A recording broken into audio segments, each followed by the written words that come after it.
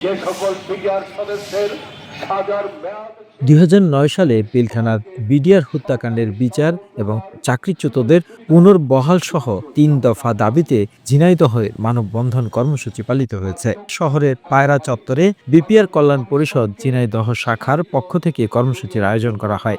এতে চাকরিচ্যুত বিডিআর সদস্য বিএম কামরুজ্জামান, হাবিলদার আলী হোসেন, মনিরুল ইসলাম সহ বৈষম্য বিরোধী ছাত্র আন্দোলনের নেতৃবৃন্দরা বক্তব্য রাখেন।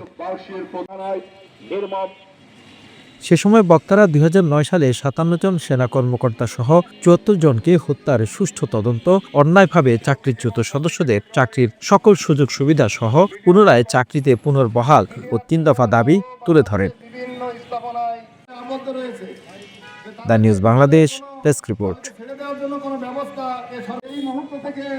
আজ পর্যন্ত এই ১৬ বছর হয়েছিল এবং বিভিন্ন মেয়াদে বিভিন্নভাবে চাকরিচ্যুত ২০২৪ সাল পর্যন্ত দীর্ঘদিন দুঃশাসন অপশাসন